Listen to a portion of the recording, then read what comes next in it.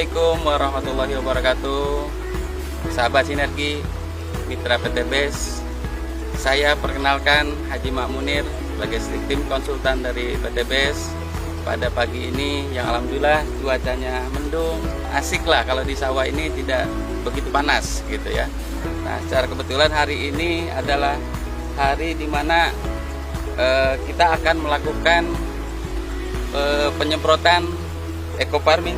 Nah, ini bentuknya eco farmingnya, bentuknya kecil tapi insya Allah manfaatnya luar biasa. Dan ini larutan yang sudah jadi, dimana ini eco farming dilarutkan dengan menggunakan air res tebu.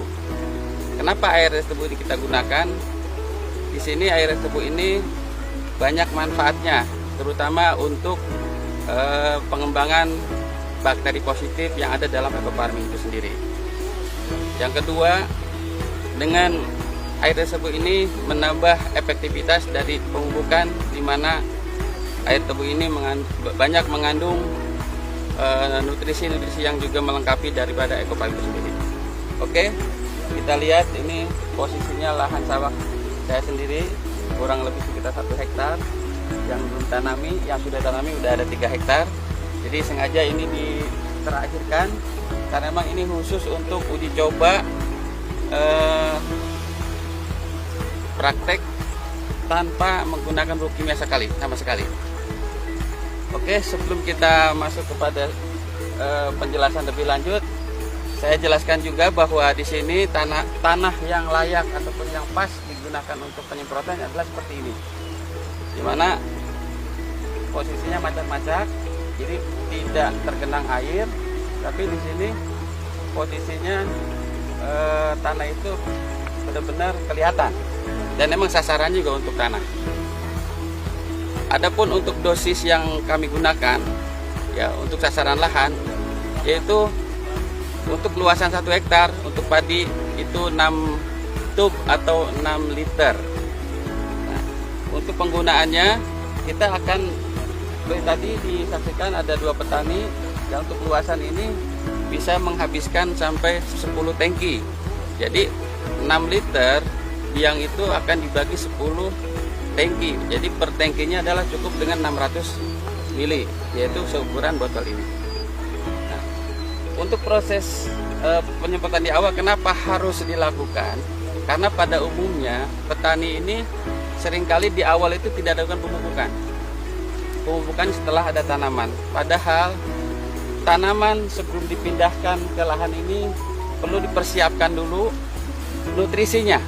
Nah, nutrisi inilah yang akan menjadikan tanaman yang akan kita tanam ini akan cepat tumbuh, cepat beradaptasi, dan cepat merespon.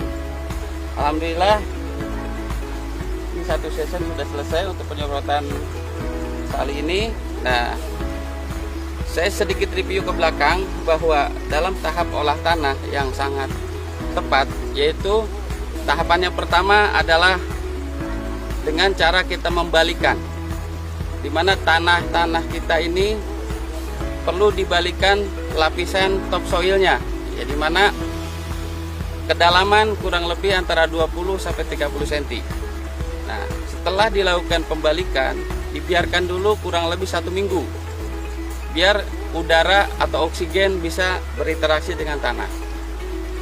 Setelah itu baru dilakukan penggemburan atau pencacahan dari tanah tersebut sehingga menjadi gembur, dan biarkan kurang lebih 1 minggu juga, dimana posisinya tetap masih dalam tidak tergenang. Dan terakhir yang ketiga yaitu dengan penambahan bahan organik. Nah, ini tanah ini kebetulan sudah dilakukan pemberian bahan organik di minggu ketiganya, dan ini sangat penting bahan organik ini karena eco farming ini mengandung bakteri-bakteri yang diantaranya adalah bakteri pengurai bahan organik. Nah, bahan organik ini sebagai nutrisi yang alami yang nantinya akan diproses ulang oleh bakteri-bakteri yang ada dalam eco farming ini. Dan yang terakhir adalah setelah pemberian organik, biasanya petani dilakukan pengapuran, tapi di sini tidak dilakukan karena di sini sudah ada mengandung unsur dolomit ataupun magnesium dan kalsiumnya. Dan terakhir adalah setelah kita lakukan bahan organik, yaitu dengan sistem kita pelumpuran, dan pelumpuran ini sampai kurang lebih 1 minggu, dan 1 minggu kemudian kita biarkan air itu dikeluarkan atau dialirkan sehingga tanah itu akan keluar bunga-bunga cacing yang seperti kita saksikan bersama. Nah, bunga cacing ini menunjukkan bahwa tanah ini sudah siap untuk ditanami. Oke, itu saja barangkali berkaitan dengan tata cara pengolahan tanah yang baik atau yang sempurna, di mana olah tanah ini sangat menentukan kedepannya berkaitan dengan tanaman yang akan tumbuh di atasnya. Tentunya di sini selain olah tanah, pemberian pupuk dasar itu juga lebih penting. Pupuk dasar dengan menggunakan ekofarming ini, insya Allah secara bertahap, selain pH itu menjadi normal, juga tanah akan menjadi subur. Untuk aplikasi tahap kedua, di mana aplikasi tahap kedua ini posisi tanaman sudah berumur 14 hari. Seperti biasa tadi sudah diterangkan bahwa ekofarming ini ada beberapa tahapan. Tahap yang pertama untuk sasaran tanah, dan tahap kedua adalah untuk tanaman. Sasaran untuk tanaman itu dibagi menjadi 4. Yang pertama yaitu umur 14 hari, dan yang kedua umur 28 hari, dan yang ketiga umur 42 hari, dan terakhir 56 hari.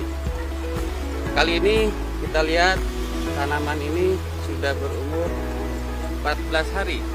Jadi pada saat ini saat yang tepat untuk dilakukan penyemprotan ekofarming.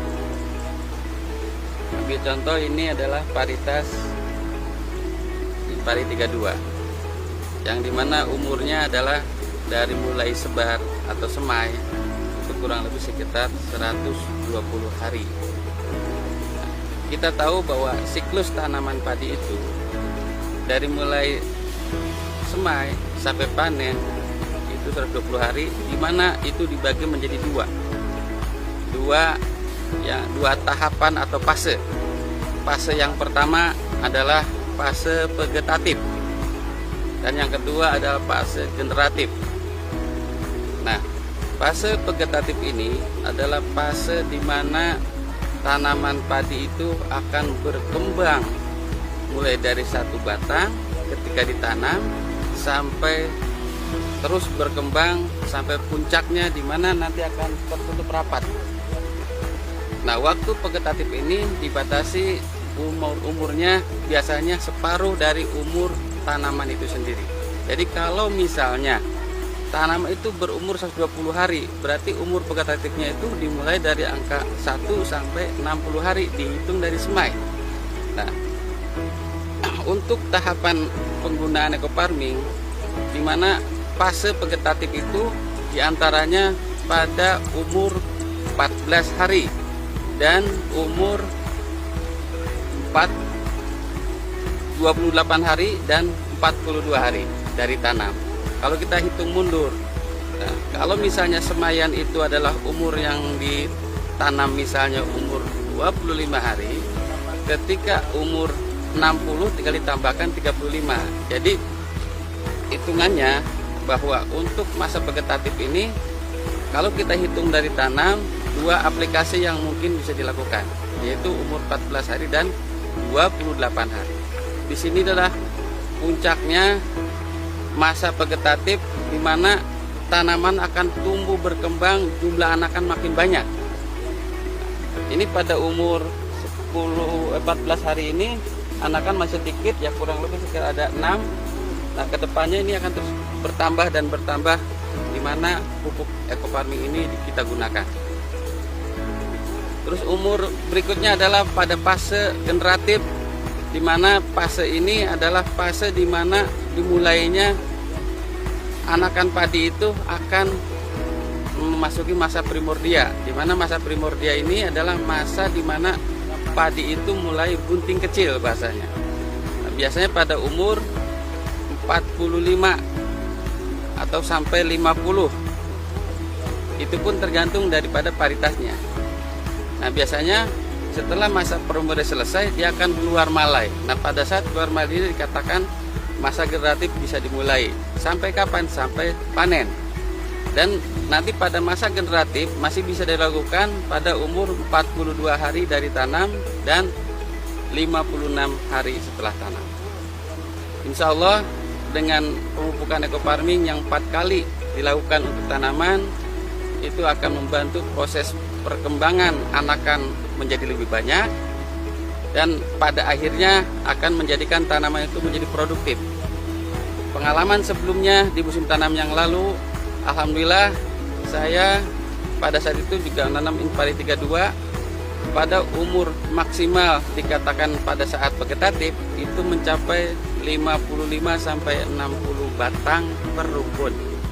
Dan akhirnya pada masa generatifnya alhamdulillah yang saya alami pada musim yang lalu, yang tadinya 65 itu saya pikir udah maksimal, ternyata di masa generatif mencapai 70 batang anakan yang produktif atau yang mengeluarkan malai padi.